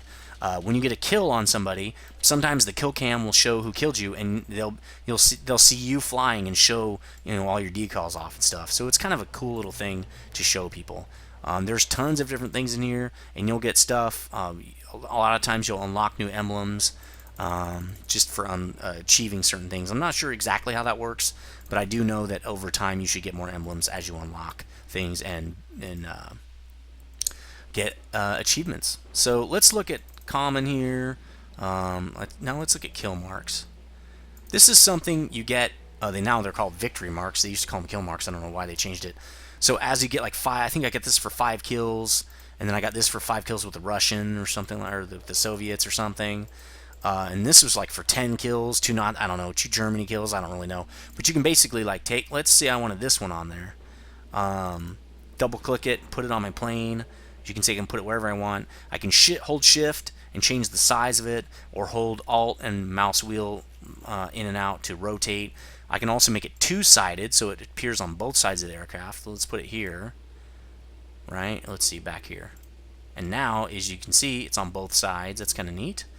Let's see if I can just get back in there. Yes, I can. You can flip it, so it flips the, see, it just flipped it. So that's kind of cool. So you can put those kind of anywhere you want and kind of decorate your plane. It's pretty neat. I like that a lot about this, this system. There's also different camos you can get. I noticed that, let's just get out of this, and I want to show you the German one real fast that I saw. This was on the, this is one of my gift planes. And there's different camos in this one. If you go to Hangar, and then you go to Paint. Oh, this is not the one. Maybe it was the other. Might have been, hold on a sec, guys. Maybe it was the German one. I thought it was the German one. Pretty sure it was German. Let's look again. They might have taken that out recently. Yeah, I think they took that off this one. Let's look at this plane. So you can see I've painted this guy up a lot. Yeah, they took the camo out of that off that plane. But if it has camouflage, it'll show up right before the decals. You select which camo you want, and then you start on your decals. So that's the paint, and next we're going to talk about the battle, and we're going to do that actually in a battle. We can do that right here when we talk about going to battle. So now you've bought your planes, you know everything about the UI, skills, everything like that. Let's talk about getting into a battle. So let's say I want to get into a battle with the German planes here. Actually, I'm probably not going to do a very good job because I'm going to be talking while I'm doing it. But actually, I kind of want to show you some maneuvers too. So I'm not going to really go into battle. But you can say what kind of type of a battle you want and with what country. Now, historical battles are locked to a certain map, and they shuffle every few days or something like that. So right now, it's Germany versus Soviet. So that's the only thing you can pick, Germany or Soviet. So that's kind of neat. You can also pick what kind of battle you want. It's not selectable yet. So you can see what kind they have. Domination, which we'll talk about in a minute, and ground strike. And then you can also invite people to squad here. You think you can have up to 4 people in a squad, which is pretty neat. That's all, 4 of your friends. That's a pretty powerful force. You can also change your server here. I don't know why you want to. If you do change your server, you keep everything. Everything you've unlocked, all your money, everything goes with you. So it's not like other games where when you switch servers, you start with nothing, which I think is really cool because sometimes I like to flip over to a different server and play with some subs. So it was pretty hard to do that in World of Tanks because when I flip to the EU server, I have nothing. So you pick Germany or whatever, and here are the 2 mission types that they have. Domination. Now, Domination, you're going to try to capture airfields. That's the whole point of the game, and you hold the airfields, and it's kind of like capture the flag. If you hold more airfields, the enemies hit, health indicator drops for their team, and once they hit 0, the other guy wins. Ground strike is try to destroy all the ground targets. It's where you're going to have a lot of bombers are going to be helping you out and stuff. That's the 2 different types in this type of arcade. I'm not sure what operations are. Let's see. The main goal is to help ground troops, destroy enemy ground troops, defend yours, and the team. Okay, so it's kind of like the ground strike. Again, you don't need to worry about that too much as a newbie. So I just stick with your arcade battles. So now let's talk about. Wow, you know what? I really need to be shooting at other planes to kind of show you some of this stuff. I will show you some of the tactics of combat here for the different types of combat. Now, there are 2 different types of combat for a fighter. There's turn fighting and energy fighting. I kind of already talked about turn fighting. That's where we're going to turn as sharp as possible to try to catch the enemy on his tail and blow him away. And then there's energy fighting, which is you're going to get kind of high up in altitude here, which I'll show you in a sec. I'll just start climbing. It's not very good to climb like this. Look at my speed drop tremendously, so be aware of that. If I get too low of speed, for one, it's very easy to catch me, and also my plane will start to become unresponsive, so be careful for that. So in energy fighting, it's about 2 different kinds of energy. The speed at which I'm flying is my kinetic energy, and the altitude at which I'm at is my potential energy, because I can turn that potential energy into kinetic by just doing a dive, which I'm going to do here, okay? So I'm at 800 altitude, which is really not that high. Now let's say I saw an enemy target. I'm going to activate flaps. I'm diving down on him. Now see my speed? I'm converting my potential to kinetic energy. I come down here, I fire at the target, and then I'm going to sprint out of there and try to zoom away. That's boom and zoom. My speed is relatively fast compared to the speed of hopefully my target. And now I'm back up to 6-something altitude. That's a boom and zoom right there. That's energy fighting. What you don't want to do in an energy fighter is get caught low on the deck. The deck is, the floor. That's called the deck. You don't want to get caught down there slow and trying to turn fight because you're going to get blown away by the turn fighters. So generally you want to hang out kind of at a higher altitude. Turn fighting is generally the easier dogfighting style, and that's why I was recommending Japanese planes to start off with. Energy fighting takes a lot more finesse because it's really all about target acquisition and looking at the energy of your target versus your own energy. What speed they're coming at you at, stuff like that, which I'm going to show you in a battle in a little bit, hopefully. It's just going to be a live battle, and I hope it works out. So, the best energy fighters are heavy planes. This is a fairly heavy plane. You can kind of look at the statistics to help you a little bit with it, but it's not going to help you tremendously. It's not going to be exactly accurate, but it's going to help. The reason why heavy planes are better is because when you dive, the weight of your plane helps you convert that potential energy into the most kinetic energy as possible. To come down, to boom down, to zoom down, and then boom your target, boom on your target and zoom away. That weight is going to help me keep my kinetic energy also when I'm trying to pull away and outrun the guy if he tries to chase me. It's also all, like I was saying, about target acquisition. You need to read your enemies, look at where they're traveling, see who they're engaged with, look at where their friends are, so that when you fly down to meet them, to engage them, which is called bouncing, when you go to bounce your target, you don't want their friendlies, to jump on your ass. So you want to watch what they're doing. You kind of want to get a guy on his own. You don't want to jump onto 4 or 5 guys. They're just going to, take you out. At least one of them will. And again, it's about boom and zoom, like I was saying. Once you've picked your target and figured out that you can get on his 6 or at least above him, or basically not in his line of fire, and his friends that are over there are not going to be able to now bounce to you, fire on the enemy. As you can see, the tracers also, just something to see. Those white and green were tracers. And then zoom away. You want to be able to do that without getting attacked. Okay? So that is one of the biggest things about energy fighting, and it's very hard to master. Another thing to know about energy fighting is there's something called compression. When your plane is diving too steep and picking up too much speed, my plane becomes much more unresponsive as I pick up speed, and that's because there's so much wind flowing over my control surfaces, elevator, rudder, ailerons, those things, flaps. I cannot control them. I can't put enough force to overcome the wind pressure on my control surfaces. So I will basically dive and blow up. I won't be able to pull out of the dive, and I'll die. You have to be very careful about compression when you're doing boom and zoom.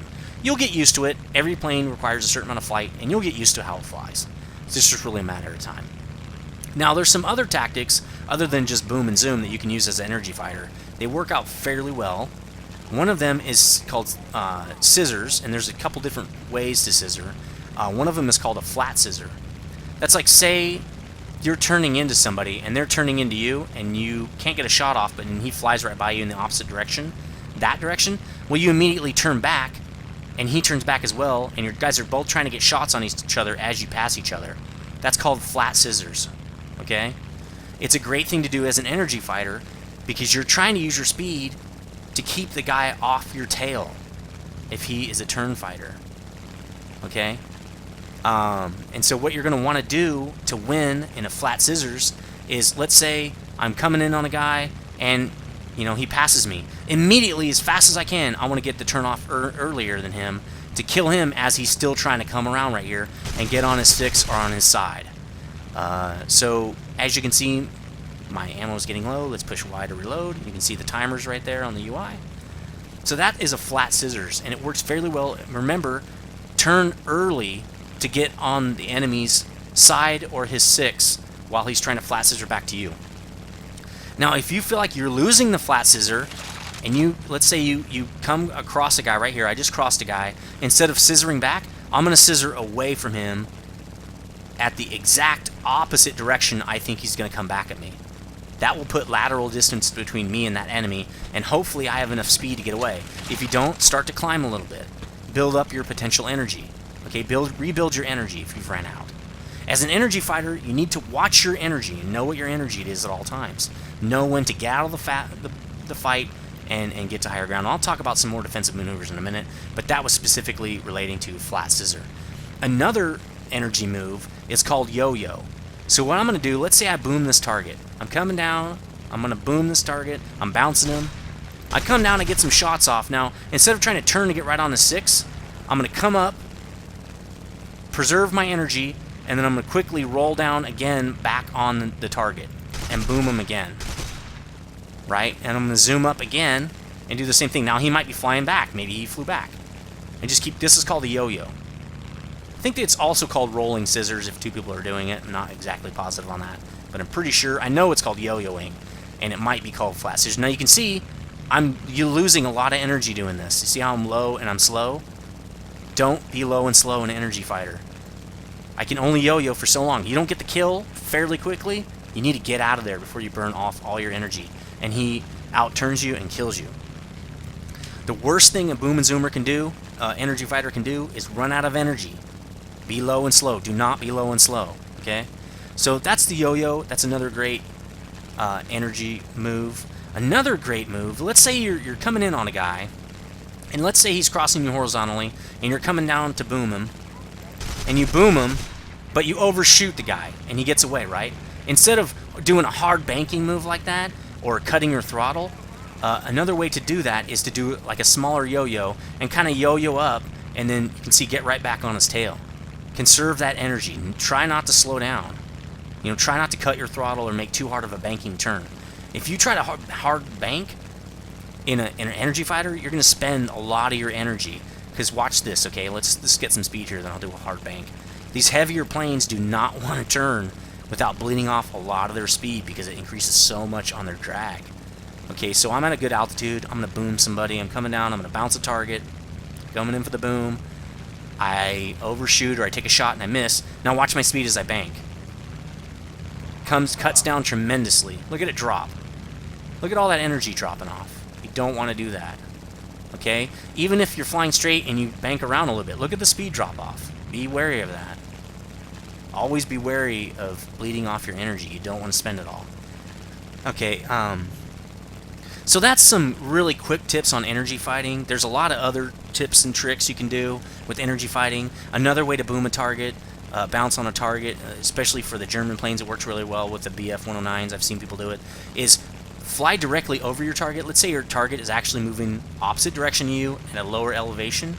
There's a name for this, and I can't remember what it's called, but what you're going to want to do is boom them like this. Turn, make a dive, and do a loop on them like this. It doesn't work that well with the mouse. Now you're on a 6, and you're moving very fast right into his tail. If he's turning, great. You're going to hit him right in the weak points, which we will talk about in a minute when we go back to the hangar. And you've got a kill. Now you need to zoom away and rebuild that energy. So that's another way to to bounce a target. Now turn fighting is really not that difficult. Let's talk about different strategies for turn fighting. Turn fighting, what you want to do is turn and burn. That means turn as hard as you can, like this, just the max bank you can with your, while you're turbo boosting or whatever you want to call it, hitting that afterburner, and turn tight on the guy and shoot out his tail. Hopefully get some shots on his side and maybe into his cockpit. That's one way to do it.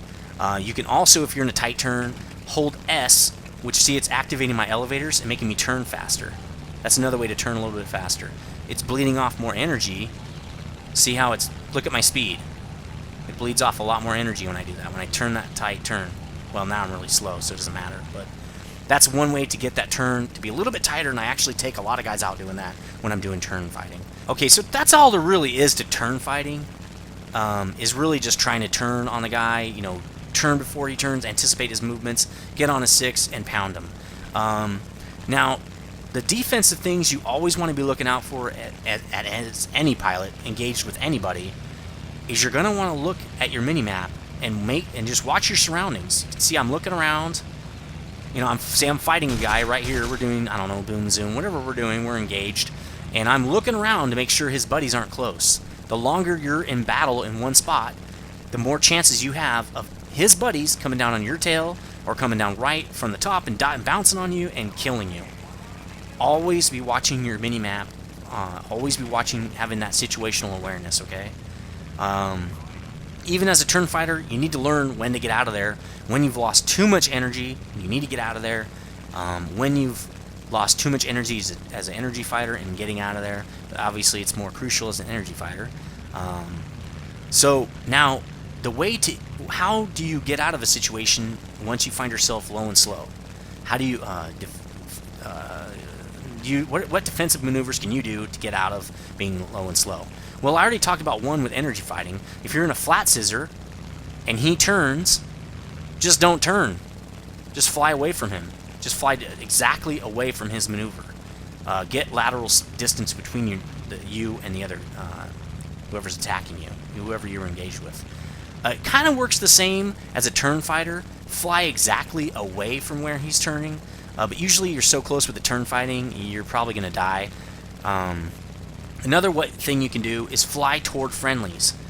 Fly directly at friendlies. They'll probably try to target the guy. You know, don't fly right at him. Like, say there's a friendly right here, if you can see my targeting cursor. I'm going to fly right this direction. So when my friendly flies by, he can lock my bandit, the guy that's on my 6, and shoot him down, hopefully right through the engine block, and kill him before he can kill me. That's another thing to do. Also, use the terrain. If there are mountains, tight turn on the mountains. Try to get the guy into a tight turn and crashing into the mountains. Especially if you've been shooting out his control surfaces, he's going to have a hard time turning. So fly through the mountains. Use them to your advantage. Also, another way to do it is try to do a maneuver to get him to overshoot. A lot of people like to cut their throttle. I don't agree with that. But get low, get slow. Add some slowness. If he's an energy fighter, he's going to possibly overshoot you and fly right by, and then you're going to want to turn immediately opposite direction. Again, the best thing to do is get lateral distance between you and the person that's trying to kill you. Again, hopefully toward friendlies. You don't want to be flying this direction, and all the friendlies are over there. You want to fly toward them if you can. So that's defensive maneuvering for fighters. That's pretty much all I have to talk about as far as battle tips for fighters. Another tactic I wanted to show you, which we're going to do it here. We're just going to go over some landing, how to land and how to take off, and then we're also going to do another tactic that people use in domination to cap air bases, capture air bases, otherwise known as capping. So let's say I want to land because I'm all damaged, or I want to cap this base. So my speed's 250. It's pretty slow. That's good. I'm going to hit G for gear and F once my gear has been activated for flaps. Oh, they're raised now, and now they're on landing, as you can see at the bottom left. And I'm coming in. I'm going to shake my plane left and right to get increased drag and bleed off my speed. Cut my throttle. I want to get under 200 here. Now I'm coming in kind of fast. Now I need to start shaking and level out and watch that. Just watch your shadow and touch down like this. Once I'm down, I can hit B on and off to hit those brakes. I need to cut the throttle all the way out. Brake on and off. You can also hold down S right here and hit brake. The S will, well, I'm coming off the ground a little bit here because of S. What S does is activate that elevator, and wait until I stop so I can show you this. It activates the elevator, pushes the elevator up. Here, let's see if you can see it. No, it's not showing it to you. No, it's not showing it. Basically, it puts pressure on your back wheel to keep it down. If you brake too hard, then your plane will fall over on its nose and you'll actually crash. Now I'm going to show you kind of more of an advanced move. Let's say you want to cap an airfield, because capping an airfield gets you lots of experience and credits. A ton. So you want to cap them as much as possible, plus it helps your team to win. So you definitely want to do that. So I'm going to say I'm way up in the air, I'm spawning up where that cursor is, and I'm coming down to cap this airfield. I've got lots of speed here. Well, that's not really that much speed. But let's say I don't want to slow down, I put my gear down. Don't activate flaps, because they will increase your lift, and you'll not be able to touch your wheels to the runway. I'm coming in very fast here. So I'm coming down. You need to get as close to the edge of the airstrip as possible. Be very gentle. Be very gentle. Oh, I pulled up too much. And just touch your wheels. You need to do it at the beginning of the airfield. And wow, I couldn't even touch down. And that's because there's so much lift generated by my wings that it's pushing me off the airfield. Let's try that one more time. This is going to take a lot of effort. This is not a newbie thing. This is much more advanced. But you should try to learn this as soon as you can. Just do it on these test areas right here. It's not that hard to test. So I really want to catch it right at the edge if I can. There, nice. You can see I'm bouncing a little bit. Put those wheels down. The wheels are down. I'm pushing down a little bit. I've capped it. Pull up. Get out of there. Okay? I just got a whole bunch of credit and XP, and now my team has that airfield. That's a great thing to do. Now we're probably going to talk about landing on an aircraft carrier, which is a lot. Well, it's slightly different just because it's so small. Let's get out of this, quit the mission, and let's try to pick up a Navy aircraft. I'm not even sure I have one, to be honest, so that we get an aircraft carrier. I know the Americans have one. Have some. I think this is a Navy plane. You can see the hook in the back. See that hook? It's right there. There's a hook on this plane. That's what it uses to catch the cord on the carrier. So let's take this guy out. I should get an aircraft carrier to try to land on. Yeah, test flight, go, buddy. I'm gonna cut my throttle here, put the gear and the flaps down, because I don't want to get more speed. Now, you might not be able to do this in a battle. I'm doing this way ahead of time to try to land on this thing. But when you're in combat, you might not have this kind of time, because the carriers are right in the middle of the battle. They're not just off on the side, so you can land on them really easily. A lot of the airfields are in the very back. If you're not playing domination, you're playing a ground attack. But these carriers are generally right out in the battle, and you can get shot real easily. So there's the carrier. My speed is decent. The hook is down. I'm going to get a little more altitude here. Make sure I don't have a problem like I did last time. Let's hit that throttle a tiny bit. I'm getting a little bit low here on speed. It just takes practice, and you need to do this. I'm using my right mouse to see where I'm going. Cut my throttle now. Point the nose down a little bit. Land, land. Good landing, good landing. Hit the brake. Hit the brake hard. You're going to run out of speed. Okay, there we go. Hit the brake, hit the brake. Good landing. This is actually my second attempt. I don't even know if I hit the cord or not, or the hook. I'm not sure if there's a way to know that. So that's how you land on an aircraft carrier. You're going to want to repair and wait until your repair's done, and you'll start at the edge of the aircraft carrier so you can take off. I don't expect you to try to fly off this thing. I'm not sure if I could even do that. Let's try it here. Full throttle here. I'm probably going to fall right into the water. Yeah, see, you can't do it like that. Wait till your repair happens, and then take off from the edge of the carrier, and you'll have plenty of runway space. So that's how you land on a carrier. Now we've gone over lots of landings. We did defensive maneuvers. We did how to do combat with the different types of combat, situational awareness. Let's talk about some more common tactics that are really for everybody. We haven't talked about bombers yet, and we'll get to those in a minute. But this is common things to know about all aircraft. Where to hit enemy planes. It depends. I mean, where you hit them has a big effect on what kind of damage you're going to do to the plane and whether you might be able to take them out or not. Obviously, this is where the engine is. This is the best place to hit an aircraft. Take out his engine. You're either going to get him to burst into flames or explode, or you're definitely going to kill his engine and get him out of the game. If you hit the guy and he crashes after you've done a critical hit to him within a certain amount of time, you'll get the kill. And that is really what you want in this game, is getting the kill. That gets you the most credits and the most XP. Another great place to hit the plane is in the bottom where the fuel tanks are. If they leak fuel over time, they're going to have to at least land to get repairs. Or you can set the fuel on fire, and with an incendiary shot, pretty much, and he'll be on fire and probably explode. Another place to shoot. So another place to shoot is on the wing, on the top or bottom of the wing. You can shear the wing, and obviously they're going to crash if they don't have a wing. Sometimes you can get your wing shot out, not shot off, but have holes in your wing, get it shot off and still land. But if you shear the wing, they're going to crash. If you're behind them shooting, a lot of times you're just going to hit the control surfaces. Elevators, rudder, ailerons, flaps, the wing itself. And they can still fly for quite a ways with that kind of damage. It takes a long time to take a plane out. What you want to hit is the pilot, the cockpit. You can actually kill the pilot, and it takes the plane out of the game, and you get the kill immediately. Or you want to kill the engine, or any of these other sensitive parts up in the front part of the plane. So that means the best way to attack a plane is from the side, top, like this, obviously this side, front on, which I don't really suggest unless you're coming from the top like that, or the bottom. That's another great place to shoot it. For bombers, let's get out of this so I can show you a bomber. If this was this bomber, you're you're going to want to shoot it in the engines. So, you know, right there, right here, knock those engines out. Okay, if you shoot them in the fuselage, you're going to take a lot of hits before you take them out. It's very hard to take off bombers if you're hitting them in, you know, the flight surfaces or the fuselage. So you definitely want to go after you definitely want to have that kind of attack on a plane, you know, coming from the side, top down, coming from a little bit from the front or slightly from behind.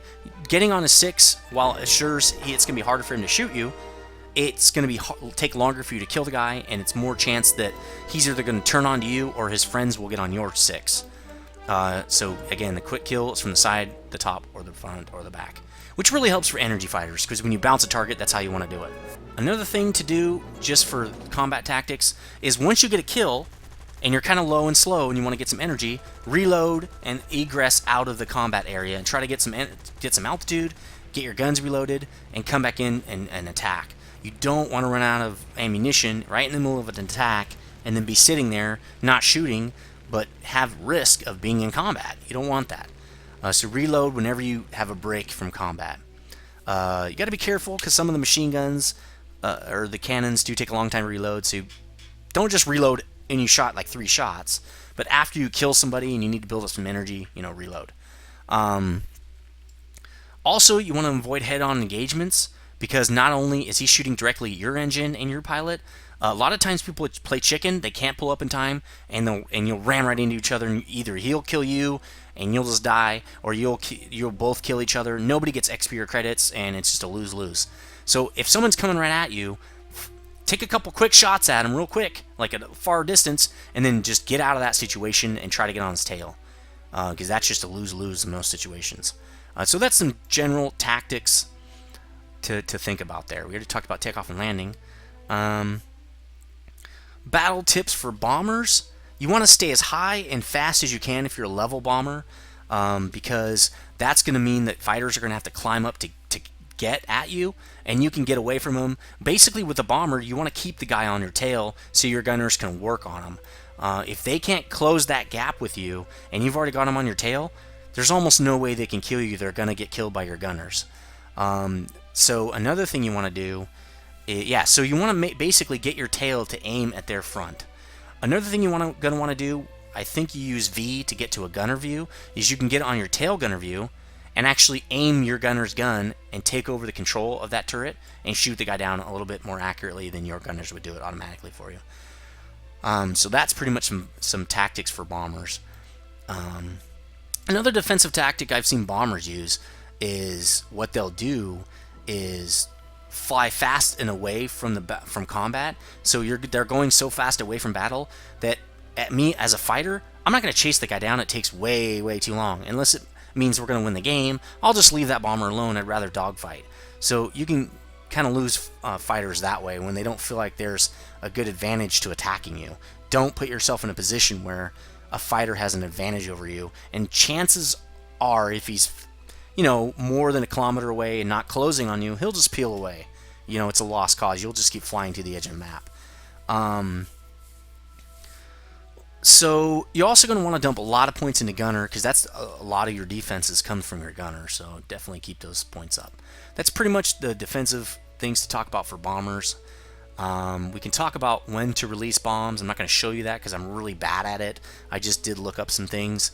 When you're bombing a ship, line up on the length of the ship and drop when you pass the first third of the ship.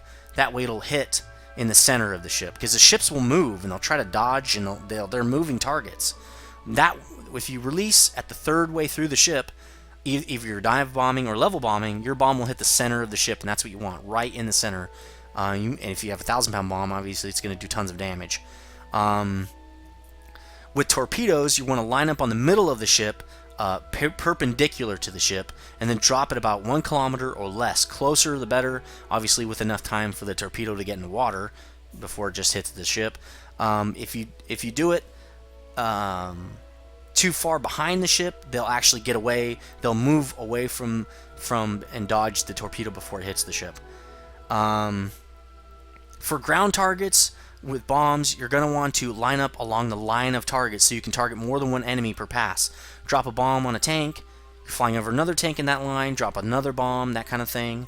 For bombs, you want to hit ground targets first because they're easier, they're not moving. Also, for ground targets, hit hardened targets before the softer targets. Like pillboxes, not heavy tanks, those are moving. Pillboxes are generally good for hardened targets you want to hit with 500 or 1,000 pound bombs, because fighters can't take those out. Artillery and AAs, fighters can kill those just with cannons and machine guns, so you don't need to take those out first on ground assault. After you've taken out those targets, you can hit the moving targets. So let's say you're lining up on a column of tanks. You want to drop 3 bombs spaced in about 2 seconds over that target to make sure there's enough carpeting effect to take those targets out. That's pretty much what you want to do. For pillboxes, battleships, and carriers, you want to use 500 pound bombs or higher. Anything smaller and it's not going to really help that much. You can also kamikaze boats to take them out if it's going to get you the win, I guess. And that's pretty much the tips for bombers. Sorry I'm not showing you any of that stuff. Let's get in a game though. I kind of want to show you the more of the tactics for energy fighting, and you don't really need to see turn fighting too much, but let's do energy fighting. Let's do it in Yak to make sure it's fairly easy. That's not really much of a boom and zoom. Let's do it with the HE-112B0. Now, I might not be very good. I'm going to show you the tactics. I don't know if they're going to work. I'm going to try to put myself in a position to do like a flat scissor, a yo-yo, boom and zoom. I'm going to bounce some targets, target acquisition. I'm going to cover all those points in this game and hopefully kind of show you what I'm talking about. So let me pause it while I get into the game. Okay, so I spawned into a game with my B0 and all my other planes here, my boom and zoom planes, and that's already fine. So you can change your ammunition right here in the game screen once you're getting ready for a battle. You can also change what kind of guns and bombs you have right here.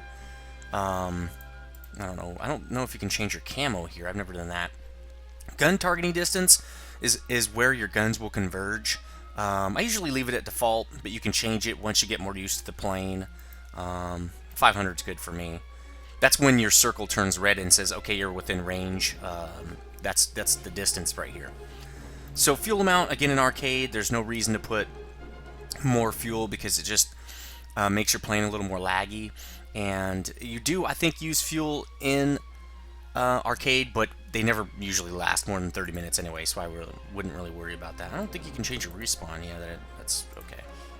So getting into the game. Now I'm going to try to show you as many of those maneuvers as I talked about earlier, but as I can. So there's a couple things to know right away about the UI. The very top bar, the blue and the red, is the progress on the mission so far between enemies and allies. F for combat flaps. That guy's zooming away pretty fast. I'm gonna cut. Well, yeah, he's already shooting at me. I'm gonna cut pursuit on that guy. If he didn't turn away, I would have kept on him. But I'm not gonna chase a guy with a tail gunner like that. It's not a good idea. So he's just kind of screwing around over there. Looks like over here is pretty decent. It's almost harder to see the allies than it is the enemies sometimes. So I'm going to drop in on the guy that's behind him. This P-26A. This is a reserve plane. I'm coming in from the top. Did you see that? And that should be the end of this guy. There we go. He's down. So did you see I just bounced that target? I'm going to hit Y. I'm flying away, and I'm reloading my cannons and my machine guns.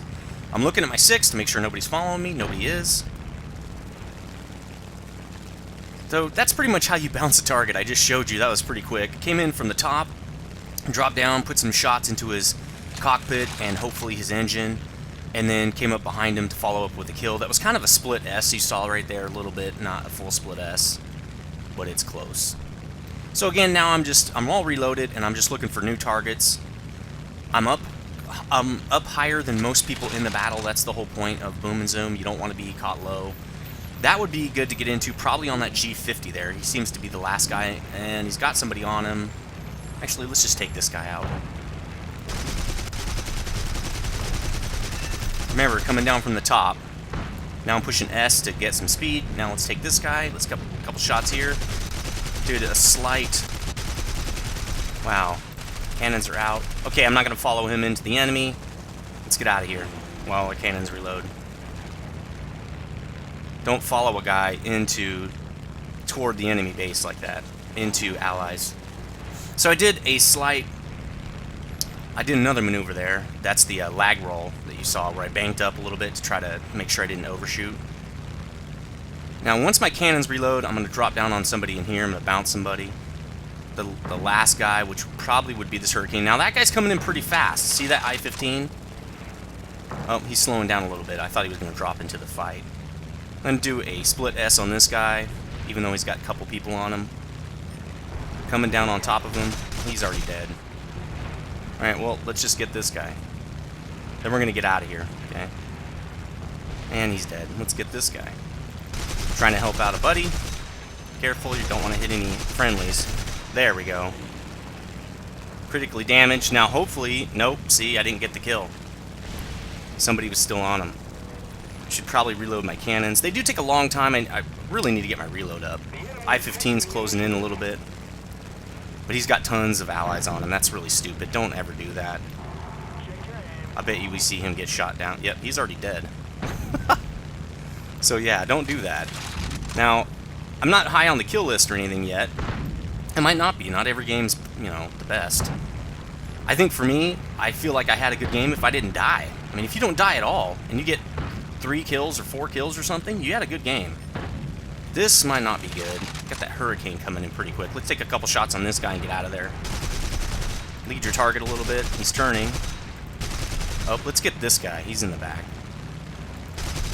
Wow, he's really... There we go. Get some hits on his top. Shooting a little bit behind him. It was a little bit hard right there. You can see my heat build up on my guns. They really changed that heat build up. It used to not build up so fast. But you just want to tap your left click there.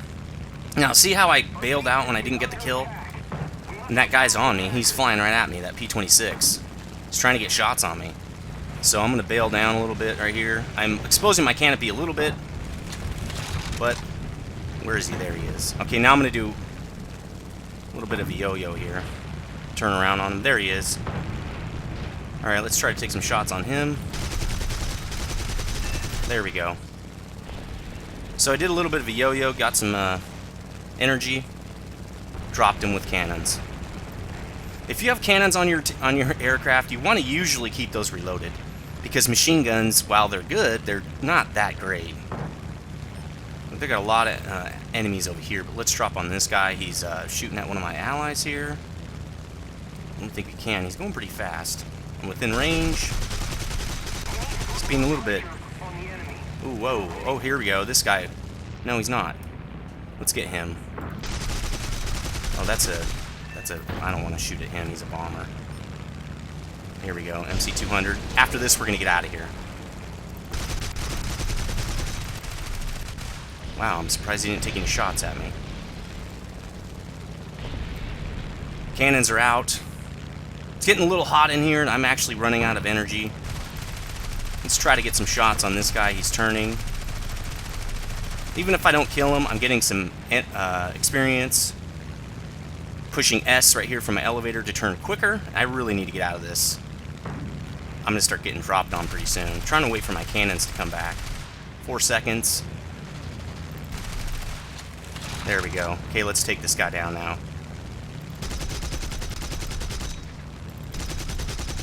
There we go. Nice hit with the cannons. He's flying right in the trees. There we go. Another crit hit. He should be going down now. Okay, he's in the trees now. And so am I! Careful! Careful! Follow a guy so close like that.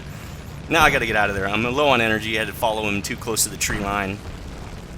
Speed, altitude, gaining altitude.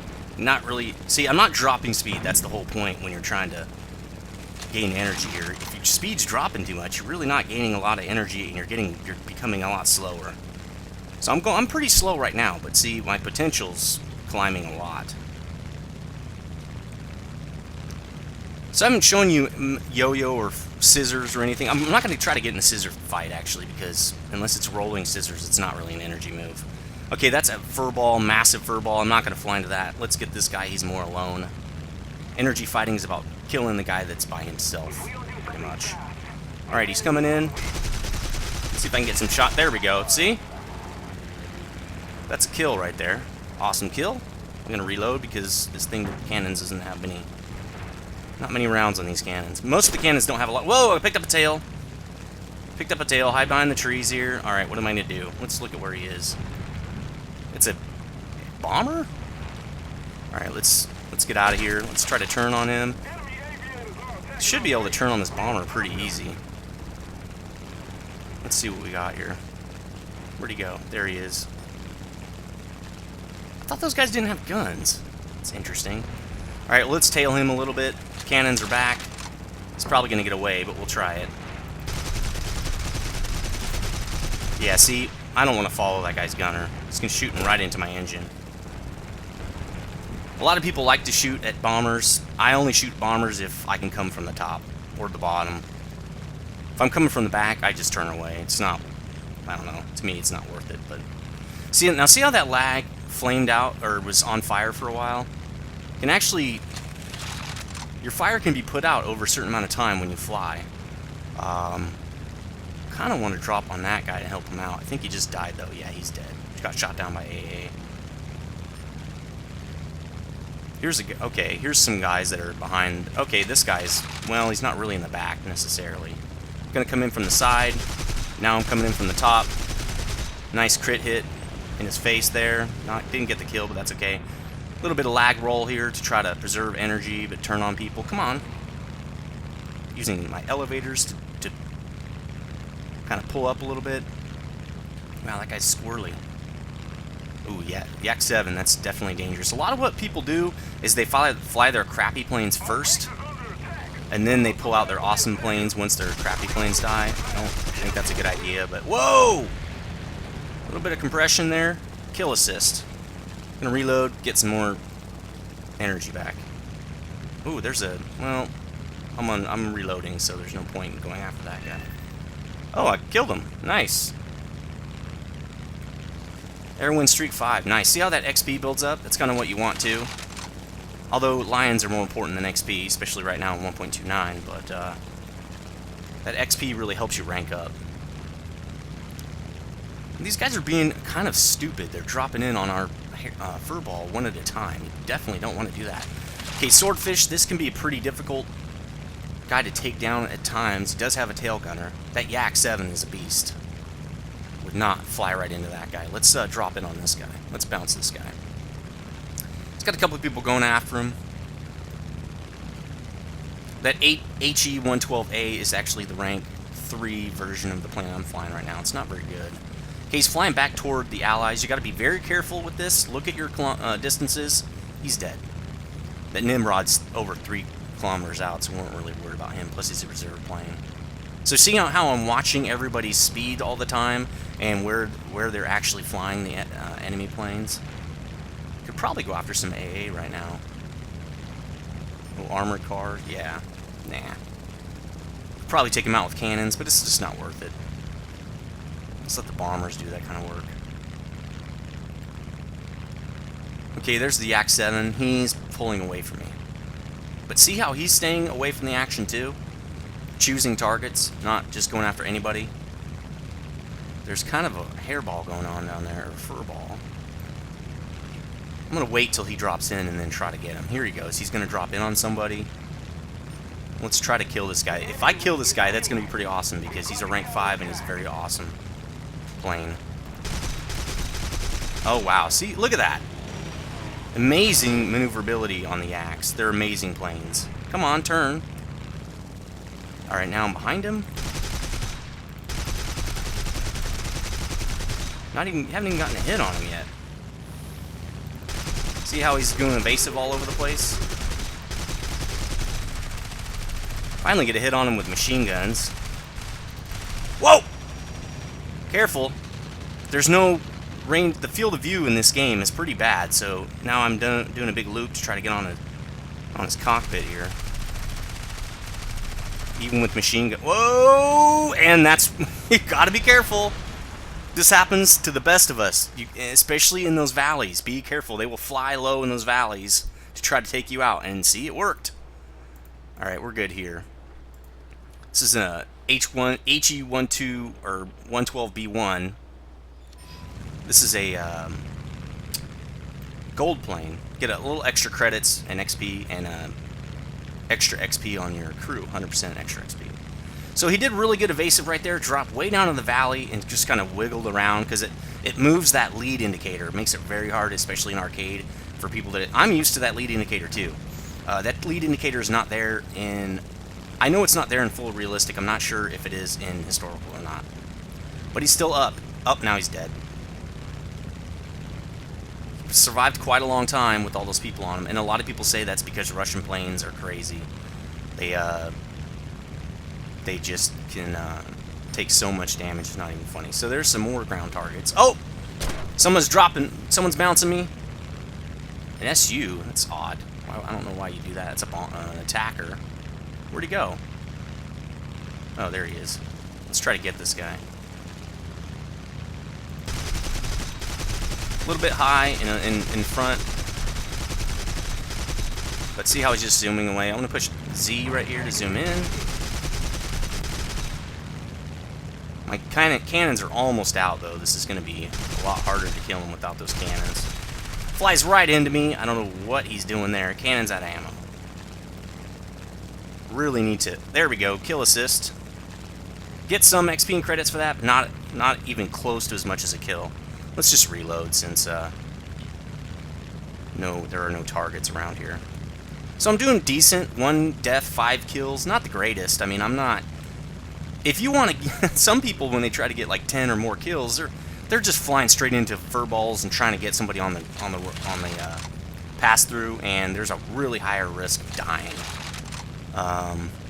In my opinion, it's better to try to survive a whole battle in one plane and get 4 or 5 kills, because it gets you more prepared for historical battles where you only get, or full realistic where you only get 1 plane. So we're going to pretty much win. There's a few more targets left, ground targets. I think they're over here. There's artillery. There's their airstrip. You can see it right there. You can also bomb out the airstrip to win. So now everybody's just going after those because I'm pretty sure they're out of planes or close to out of planes. We still got quite a bit. If the person is kind of grayed out, it means they've left the game. I thought it meant also that they were out of planes, but if they have a red... Yeah, there we go. Oh! Oh! Picked up a tail. Well, the game's over, though, so I guess that's okay. So, that's energy fighting, pretty much. This is a decent game. Nothing to write home about. It's over 1,500, I feel is decent. I mean, I had a good game. 1 death, 5 kills. Never can feel bad about that kind of a kill-death ratio. Let's look at some... Well, I didn't get any... There's a couple of awards you can get. Most kills, you get extra 2,000 XP. Most assists, you get an extra 2,000 XP. There's a couple other ones, too. I didn't pick up any of those, but I got a lot of credits. This is kind of a lot for 1.29. A lot of it came off of mission rewards, because... I think it's because we won. It seems like that's because we won. But, could be something else. They don't really explain that too much. So, for premium, I got another... what's that, 30%? 40? I thought it was 50% Lions, but it doesn't look like it is. What's that, almost 4,000? Yeah, it looks like they dropped it to 30%. But you get 50% more XP, or double your XP, 100%. So, actually, no, that is 50%, because if you add 50%, that comes out to, you know, if you subtract that, it makes you got 50% more Lions. So that's what you get for premium. That's pretty nice. So you can see 5 kills, that got me the most XP and credits. When you get assists, you get a lot less than you get for a kill, so you gotta be careful of that. Hits, you do get a lot of credits and XP, so keep shooting it, guys. Crits are decent too, so mainly these hits. Even if you aren't gonna kill a guy, just keep shooting him. Get hits on him. So you can see I ranked up a little bit with the German Air Force. It takes a while once you get to like rank 5. I mean, not a while, but it can take a while. Double the XP for the first victory on this country here, so that's kind of neat too. That helps a little bit. So anyway, that's how you do energy fighting. I showed you a few tactics there. It's very fluid, so you can't just say, oh, I'm going to go do a yo-yo. you have to do the maneuver that is warranted in that situation. So let me know what you think about this guide. Please like, favorite, comment, like I was saying before. Put any extra information you can in the comments, and if it turns out to be valid, I will put it in the annotations. Real quick, as a little addendum, I did want to show you I'm out of free repairs on this plane, which I think I have. Yeah, see I have 25 more free repairs on this plane. That means if this plane gets damaged in a battle, I have 25 more opportunities that the game will repair it for free. It just comes up repaired. But this plane, I'm out of free repairs. It's at 7% condition. Usually when you lose a plane, it's 0%, and it's 31 minutes to get the free repair. If I click the plane, you can see the repair cost to just repair it to automatically repair it here is 346 lions, which is really cheap. Again, this is a rank 4. Once you get in the rank 10s and stuff, the repair cost is a little bit higher, and you can really you can really drain out your lions doing that. So what some people do, and what I think is a good idea too, play all nations. Like say this guy has a few guys in repair, I go with the Americans and play them for a while. Those guys are on repair, go to the Russians, just go back and forth. Now let's say all my guys are repair. All my main planes I like to play on all countries that are under repair, switch to different planes. Your plane will keep repairing while you're playing a different plane. The one thing that you do need to know though is the crew bonus on repair here only applies if it's the active plane for that crew. If you change it out with a different plane, the repair goes back to the standard repair, which I think you can see here is, well, that's 53 minutes, but that includes my crew, pretty sure. So anyway, that's kind of how you deal with repairs and stuff. And again, let me know what you think. Later, dudes.